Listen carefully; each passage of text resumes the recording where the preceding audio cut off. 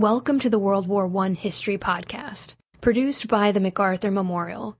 We invite you to follow us on Twitter at MacArthur1880 or find the General Douglas MacArthur Memorial on Facebook.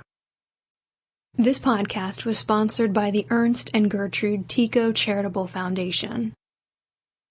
Between 1914 and 1916, Portugal walked a delicate line. While actively engaged in an undeclared war with Germany in Africa, Portugal was not a combatant in Europe, nor did it officially declare neutrality. It stayed out of the war, but it provided support in a variety of ways to Britain, its historical ally. Britain hoped to maintain this arrangement for the duration of the war. In contrast, the Portuguese government was anxious to join the war. In March 1916, it got its way. By 1917, the Portuguese Expeditionary Corps was fighting in France.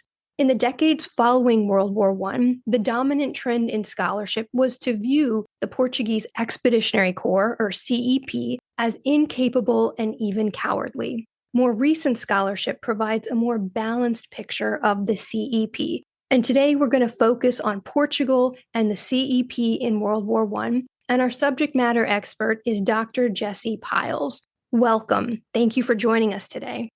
Thank you for the invitation, Amanda. I appreciate being here. So tell us a little bit about Portugal in the decade or so leading up to World War I. What does it look like demographically, economically, and politically? Well, demographically, Lisbon and Porto and a few other regional centers were home to about a quarter of the Portuguese population. More than half of Portuguese lived in villages and rural communities. Also, well more than half, about 75%, perhaps 80%, were illiterate or functionally illiterate. And that is significant in terms of the demographics of the country, in terms of thought. Economically, there were two Portugals, which was also true of Britain at the time. One was the center of a global empire with significant colonial interest in Africa, Asia, and elsewhere. The other was militarily and in terms of sovereignty dependent upon Britain, poor and reliant on imports. Politically, Portugal was fractured. The king had been assassinated in 1908 and a republic declared in 1910. Republicans held a tenuous grasp on power. Monarchists, socialists, and anarchists, among other factions, vied for political power with Republicans and with other political organizations. Portugal's relationship with Britain is complicated. Can you tell us about this relationship and then outline the role that it plays in Portugal's liminal status leading up to March 1916? The two countries share the longest alliance in European history, which formally dates to the 1386 Treaty of Windsor. During the 17th century, after the Restoration, when Portugal became a country again, having been annexed by Spain for 60 years from 1580 until 1640, Portugal offered largely unrestricted access to English merchant and naval vessels to most of its ports around the globe in return for England guaranteeing Portugal's sovereignty on the continent. By the 1703 Treaty of Meuchin, Portugal, to a significant extent, became a client state of England. England regularly exploited its dependent ally. Occasionally, Portugal held advantages that resulted in more favorable diplomatic and political outcomes. Now, the World War I History Podcast has covered the participation of other small and medium-sized powers, nations, colonies in World War I. Relationships with larger states are usually credited with drawing them into the war. But as we've found, many of those smaller states exercised far more agency than they've been given credit for. Many of them saw a benefit to joining the conflict. Why does Portugal want to be involved in World War I? The simplest answer to this is the reasons why the Republican Party wanted to be involved in the war, because they were the political party in power and they were not welcoming of any other political party. So their three reasons, which is generally held across scholarship, especially Portuguese scholarship, are political leaders were consistently concerned about Portugal's reliance upon Britain as the guarantor of its sovereignty, particularly regarding Spanish aggression. And this is very significant because since the restoration of the mid-17th century, Spain still strongly coveted Portugal, and the British knew it even leading up to World War I. Winston Churchill, for example, actually had campaigned in the British government when he was Lord of the Admiralty to discontinue the alliance with Portugal, let Spain invade Portugal, and then make an alliance with Spain, which would get access to all of Portugal's ports back again. That way, Britain could continue to use them, but under Spanish control instead of Portuguese. So that was a consistent fear across all political parties, but it was also the Republicans. But the two are more specific. The Republican leaders, they held a very, very tenuous grasp on political power in Portugal, and they feared losing even more power by Britain playing heavy-handed tactics with political and imperial affairs, which is the best known example in the late 19th century is what's called the Affair of the Pink Map or the Affair of the Rose-Colored Map, in which Portugal campaigned very strongly to connect Mozambique and Angola and received permission from all the other countries who had political and imperial interest in Africa. And then Britain randomly revoked that and forced Portugal to withdraw its request, which led to significant loss of prestige. And there were also some heavy-handed tactics that Britain used in imperial affairs with Portugal, leading right up to World War I, especially in 1911 and 1913. And then Republican leaders really wanted to stabilize their political hold on power by gaining favor of the free world. Their political system was very much aligned with what they perceived to be a modern version of France's government, even though they were Britain's long-term ally. And so they wanted to gain recognition as not a country that was massively upheaved, but as a country that was stalwart and reliable and could gain recognition by serving as Britain's ally alongside Britain's forces fighting against German forces in France. 1916 is a costly year for the Allies, particularly in terms of manpower and munitions. Does this help facilitate Portugal's entry into the war?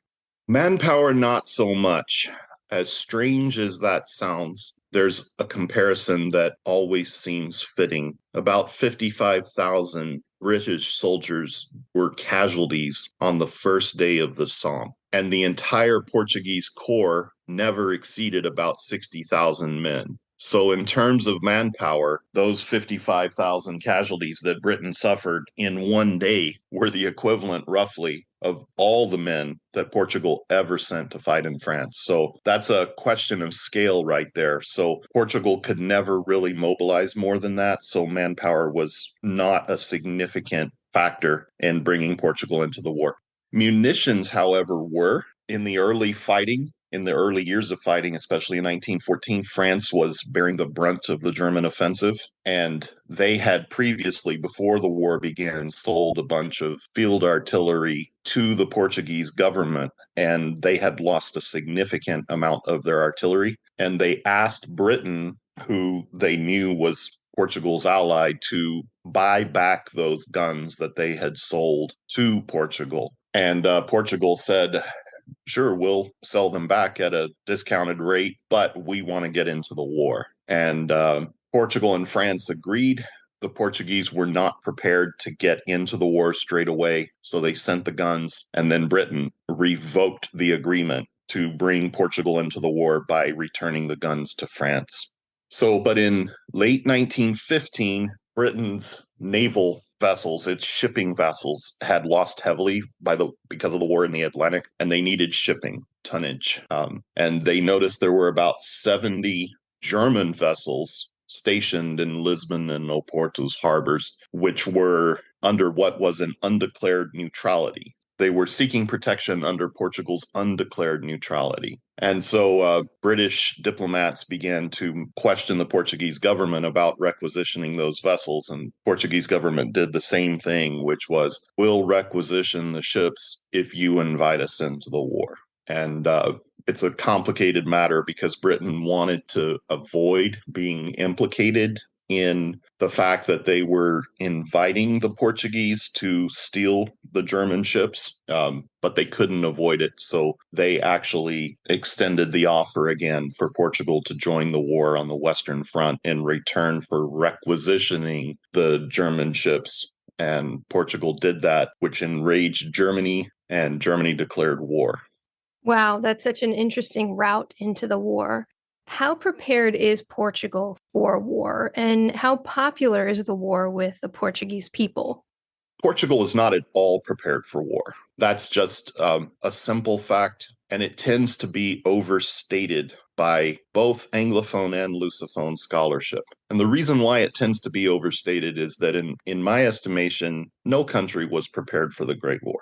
They claim they were, but their preparedness, their alleged preparedness, was based on flawed assumptions about a short war and ideological precepts related to just war theory and the like. So, was Portugal prepared for war? No. Was Britain prepared for war? No. Was France or Germany or Russia? No. Is it a matter of scale? Perhaps, but that fact that Portugal wasn't prepared for war tends to cause some scholars to create an exception for Portugal as having been not ready, and the assumption being that France and Britain and Germany and Russia and Austria were ready. I don't believe that to be the case at all. Now, as far as how popular was the war with the Portuguese people, the first answer here needs to go back to the fact that 75 to 80% of the Portuguese population were illiterate or functionally illiterate. So one Portuguese scholar, for example, wrote that the great majority of those illiterate, which was the great majority of the nation, didn't understand politics in Europe. They knew there was a war. They didn't even know who was fighting, and they didn't know why they were fighting.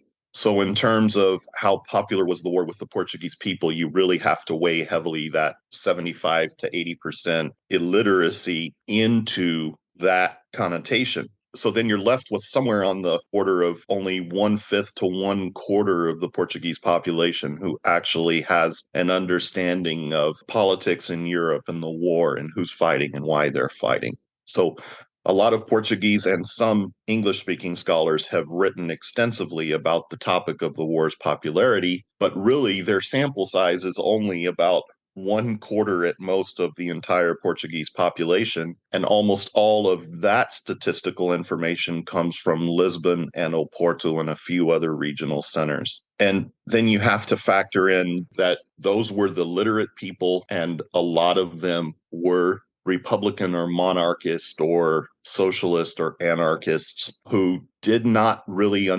they thought differently than the Portuguese who were not part of those political parties. So was the war popular? That is an incredibly difficult question to answer because the sample size is so small. And then you have to take, for example, like the monarchist might have been interested in the war for different reasons than the Republicans were interested in the war. And the anarchists might have had different reasons than the Republicans or the monarchists. And the socialists might have had different reasons than those parties. So there was some interest in the war, yes, but the main thing to bear in mind in terms of popularity is that the great majority of the soldiers were drawn from that illiterate or functionally illiterate population. And even though they may not have wanted to be drafted, may not have wanted to be conscripted, they had an expectation of military service that was traditional, dating as far back as their family's history. So it's a really, really difficult question to ask, and I have never seen enough data that takes the entire Portuguese population into consideration to offer a fixed, definitive answer to how popular was the war in Portugal. That's very interesting. And it kind of leads me into another question. Tell us about the mobilization and the composition of the CEP. The Portuguese government decided that no expense would be spared to make an impression on the Allies, especially Britain and France to a lesser extent. So what they did was they culled various units from the standing army, and they, as a cadre for forming what was called the instruction division. And they created a training camp in the interior of Portugal in a town called Tuncus. And then that's where the conscripts and the volunteers were brought in to train. So they had experienced soldiers who formed the cadre of an instruction division. And the instruction division was, once it was complete, was somewhere between 25,000 and 28,000 men. So this was a very large division, roughly the size of the American divisions who would later fight in France. So they had experienced soldiers, many of whom had served in Africa, fighting the wars there or in other small wars that Portugal may have been involved in, or other small military actions, imperial actions, for lack of a better description. But a number of experienced officers, a number of experienced non-commissioned officers, and a number of corporals and experienced soldiers. And then they filled out the ranks with a significant amount of junior officers, many of whom were Republican. And then I've seen statistics from Portuguese scholars that estimate that 48% to 70% of all the Portuguese drafts who filled out the instruction division ranks were actually illiterate. And so it depends on what the scholar calls illiterate, whether it's functionally illiterate. The basic working was that the non-commissioned officers, for example, generally had to have some literacy, and they had been in the army for a while, so they knew enough to read and write and things like that. But so there was a standing army. Most of the senior officers, most of the company, most of the field rank officers were monarchists. Most of the junior officers were Republican or from some other political affiliation. When and where do they enter the line? And can you tell us about the sector that they serve in? The Portuguese were assigned to what was regarded as, they were assigned a defensive role. Field Marshal Douglas Haig wrote to the War Office when he learned that the Portuguese Corps would serve with the British. He assigned them a defensive role, said specifically, we're going to put them in a place in the line where they will defend the line. We don't expect any heavy attacks because the place was very, very wet. It was in the Lys River Basin in the north of France, about 15 to 20 miles southwest of Lille.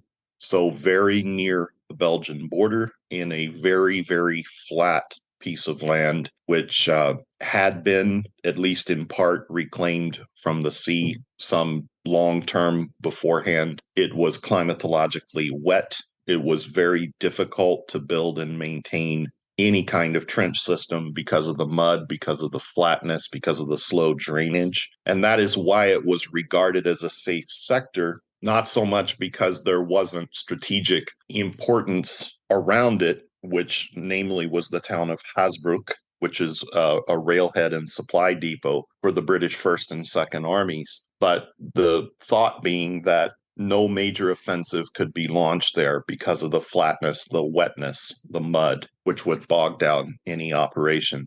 What had happened, however, was the winter of 1917, 1918, and the early spring had been exceptionally dry. And the British didn't really notice, but the Germans did. Now, I think you've already alluded to this a little bit, but how is the CEP viewed by the British and then by the French? For the British, that's really, really complicated.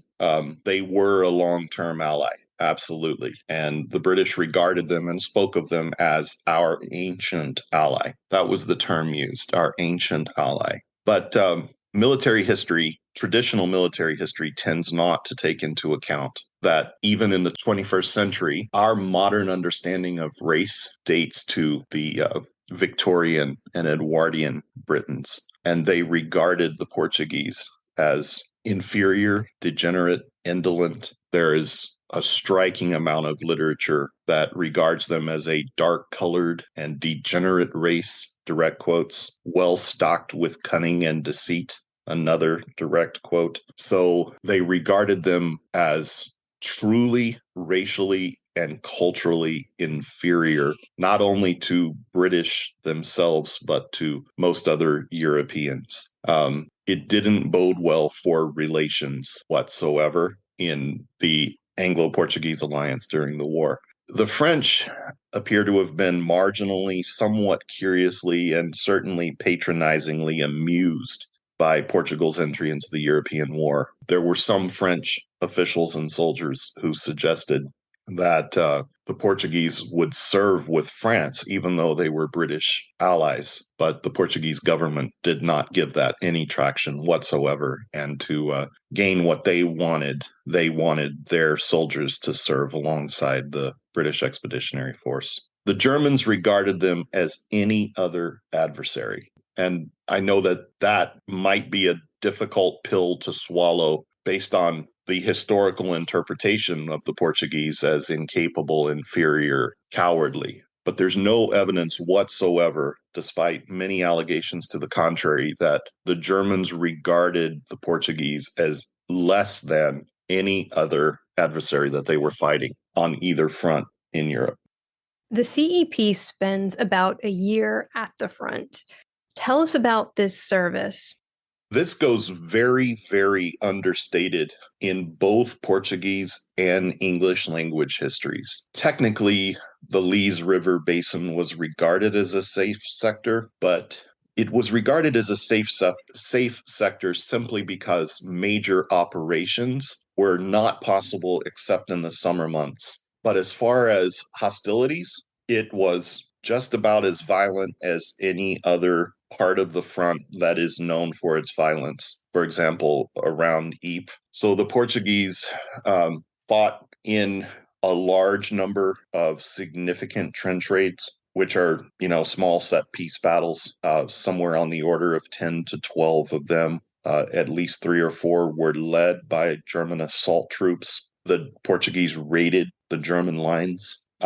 They sustained casualties. They inflicted casualties. They yielded very few prisoners. The highest number of prisoners prior to the Battle of the Lys stands at 358 total soldiers in 14 months of warfare, with heavy action and heavy engagement on both sides. So it kind of, just that alone tells against the fact that the Portuguese were inferior or incapable, and it also tells against the fact that the definition of a safe sector, it's assumed that, okay, there wasn't much action there. Well, there wasn't much action in terms of major offensive operations, but there was considerable action of testing out and pushing back and forth against trenches and engaging in raids and bombardments of gas and high explosive.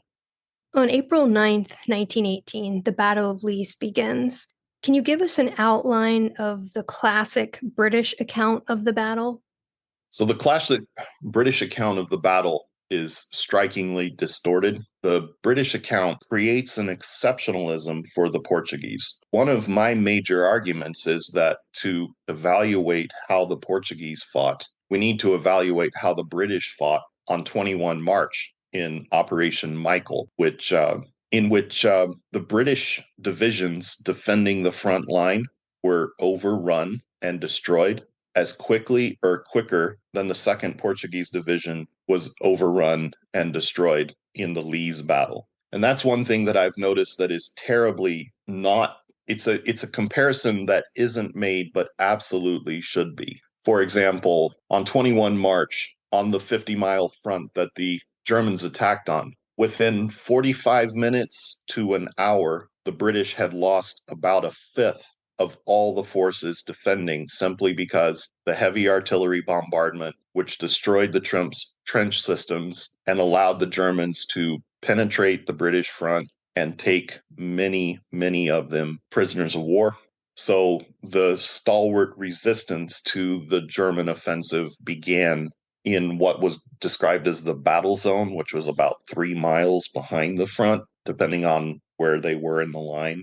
So instead of this exceptionalism that claims that the Battle of the Lys went differently because a Portuguese division was holding the sector, we need to look more broadly at, for example, the estimate of 47 British battalions being completely put out of action within an hour and 15 minutes of the German offensive at Michael. And when we consider that, then we see a very, very similar pattern developing on a much smaller front, but with the Portuguese and British defending the Lys sector. So another reason why the British created this narrative is because they had lost so heavily at Michael. And it was really the French who came to their aid on the attack of 21 March. By the 26th of March, if I'm recalling correctly, the French had already sent 21 divisions into the British sector to help shore up the defenses and help blunt the German advance. So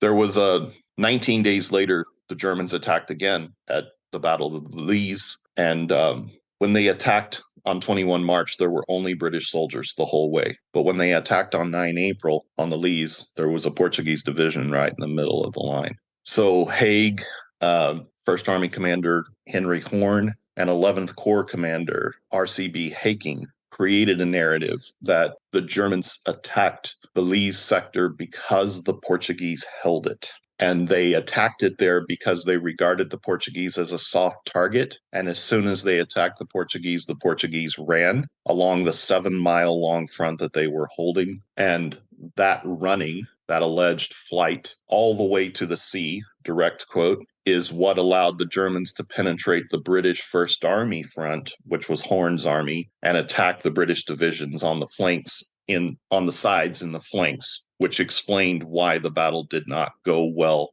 for the British First Army. So there's this narrative of exceptionalism that completely excludes the way the attack developed at Michael from the way the attack was executed and developed at Georgette. But in reality, even though Georgette was a much smaller scale, it was more concentrated. I believe 76 British divisions attacked at Michael on a 50-mile front, and 14 divisions attacked at Georgette on roughly the Battle of the Lys, Georgette attacked on a 10 or 11-mile front on the first day. And the bombardment at the Battle of the Lys was heavier, with heavier caliber guns than it had been at Michael as well. And then Haig wrote in his diary, the Portuguese troops with their Portuguese officers are useless for this class of fighting. And that's kind of that great indicator of that decontextualized exceptionalism about the Battle of the Lys. But if we look at the British soldiers defending at Michael on the front,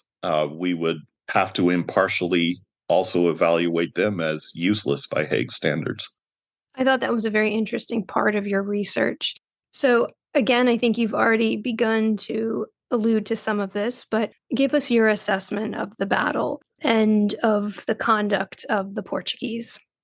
So this is really, really simple. First off, shells fell twice as densely on the Lys battlefield than they had on the Michael battlefield of 21 March. And that is a grossly understated element of this battle. And I think what happens is authors look at the fact that there were 66 or 6,700 German guns firing at Michael and only about 1,700 firing on the Lys. But those 6,700 guns at Michael were on a 50-mile front. The 1,700 guns on the Lys were on a 10 or 11-mile front. About 39% of the guns fired at Michael were of heavy caliber. About 47% were of heavy caliber on the Lys. And the Germans fired about 3.2 million shells on the first day at Michael, but they fired 1.4 million shells on the first day at Georgette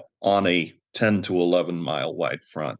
So in broad terms, shells fell twice as densely on the Lys battlefield and in heavier caliber than they had fallen during Michael. So that has to be considered in any evaluation whatsoever, and that goes unstated or overlooked in any other source I have ever read. So the assessment is the Portuguese performed no worse than any British division holding the front line, not reserve divisions, but British divisions holding the front lines when the Germans attacked at Michael or when they attacked on the Lys, which is Georgette.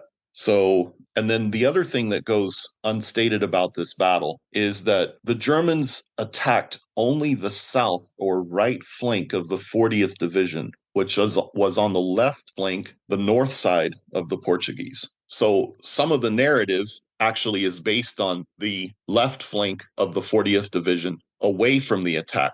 And there's a narrative for them because they weren't attacked frontally at all. And that tends to go understated, whereas the right brigade, the right of the division, the south flank of the 40th Division on the left flank, the north flank of the Portuguese, was bombarded in the same ratio of strength and attacked roughly in the same ratio of strength as the Portuguese were. And that division was overrun and destroyed at the same times that the Portuguese were. So there is this narrative that the Germans attacked the Portuguese before they attacked the British on the flanks. That is absolutely untrue.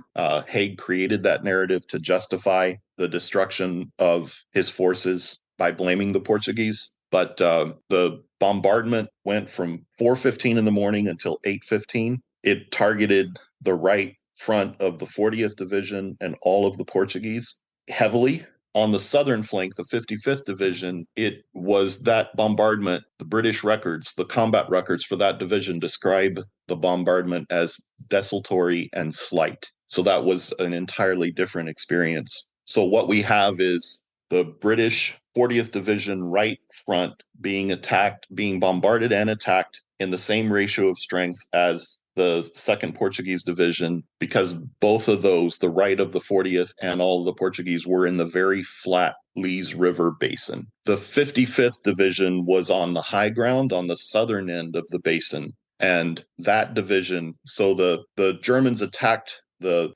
40th Right Brigade and all of the 2nd Division with 12 or 13 divisions. And they attacked the 55th on the south on the high ground with just one. So there tends to be a narrative, both of the left brigade, the left flank of the 40th Division, which was not attacked frontally, and a narrative of the south flank of the Portuguese, the right, that the British 55th Division was attacked heavily. But it was attacked by only one division. And the purpose of that division was to push the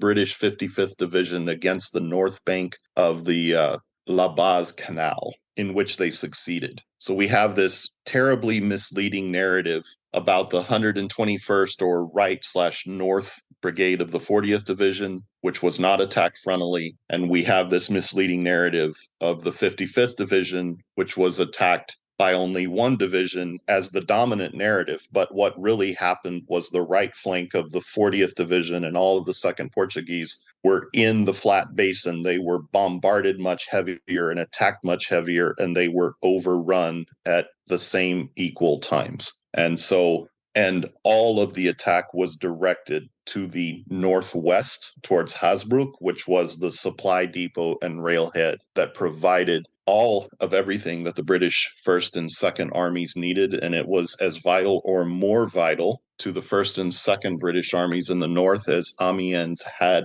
been to the 3rd and 5th armies in the south. And the difference being in the south for 3rd and 5th armies, there was a lot more room to retreat and maneuver, whereas in the north, there was not very much room to retreat and maneuver before the British hit the coast. And the attack was driving to the northwest towards Hasbrouck and not straight west. So there's a narrative with the 55th Division on the south flank that the Germans were trying to cross the La Baz Canal, which is untrue. That action was simply a holding action and nothing more.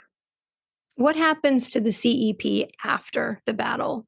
They are blamed completely on the very day of the battle, as early as 10:40 that morning, before any Briton had any idea what had happened to the 2nd Portuguese Division and the 40th Division's right. They were already sending information to London stating that the Portuguese had thrown down their guns and ran, which allowed the British First Army's front to be penetrated. And basically, the British government bought the story, the British Army bought the story, the British public bought the story, and that is the story that has been repeated. British combat records established that no British officer had any idea what had happened, both to the 2nd Portuguese Division's front and the 40th Division's right brigade, both of which were overrun and destroyed by 11 or 12 that morning.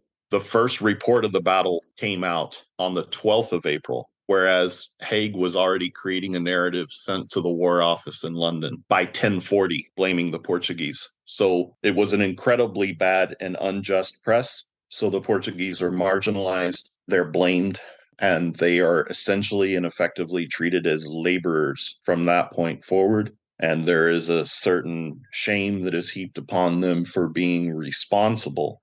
Henry Horn, First Army commander, famously quipped after the battle that the Portuguese are only fit for digging. Do we know how many casualties the CEP suffered overall in World War I? We know generally. The records in Lisbon have been, for many years after the war, constantly updated and changed. That type of bombardment literally obliterated human beings. And then there's a difficulty in figuring out who is missing, who was buried, who was where. In general, there were about 20,000 Portuguese serving on the Lys battlefield when the Germans attacked. There had been 55,000, but most of the men were withdrawn, and that one division spread out over 7 miles to defend the entire line. But in broad terms, throughout the Portuguese Corps' service on the Western Front, about 2,000 to 2,300 were killed, and about 78% of those were combat related. More than 5,000 were wounded, and about 90% of those were combat related. And about 7,700 prisoners were taken. That number could be something between 7,300 and 8,000, but only about 350 were taken prior to the Battle of the Lys in 14 months of combat. So it's those are the best estimates. And about, for example, the estimates of killed in action on the Lys battlefield range from 300 to just underneath 1,000. And that number kind of correlates to the number of prisoners of war, which ranges between 6,800 and 7,700 in the Battle of the Lys, and kind of the disparity between 3,000 killed to 1,000 killed and 6,800 to 7,700 prisoners of war. There's a correlation there that implies that the higher number of killed in action might be more accurate, and somewhere between 2,000 and 3,000 were wounded, and at least 300 Portuguese soldiers died as German prisoners of war. Statistically, that really seems to be evidence of a very active experience on the Western Front, kind of in some ways similar, if not worse, to other units in other sectors. Final thoughts. What does Portugal gain by its participation in World War I? Well, practically nothing. Portugal was awarded, if I recall correctly, about 0.75% of the German indemnity, but they were paid very little of that. While the Portuguese were fighting in France, 2 Portuguese governments collapsed and were rebuilt. The Portuguese president was assassinated at the end of 1918, which created upheaval and led to very discombobulated negotiations in the peace settlings. So Portugal gained nothing and risked practically everything. But I think, again, here we could draw a comparison to recent scholarship about the British, which fairly objectively states that whatever one holds about empire, World War I is what lost Britain its empire. It's what lost it its power. That's where the British Empire really began to fade and collapse, frankly, by the end of World War II. So even though Portugal was a much smaller country, it did have a large empire, and it gained practically nothing other than having participated on the winning side, loosely interpreted, in terms of when you lose that much, did you really win? And that's kind of a similar argument that certain British scholarship follows. When you lose that much, when you lose that many men, when you lose your political imperial power, what did you really win? Well, thank you very much, Dr. Pyles, for joining us today. It's been my pleasure. I really appreciated the invite and the opportunity to speak on this topic. It's been very interesting to be involved in the research and understanding the narratives from both the English language side and the Portuguese language side. I very much appreciate yours and your organization's interest and the ability to speak today. Thank you.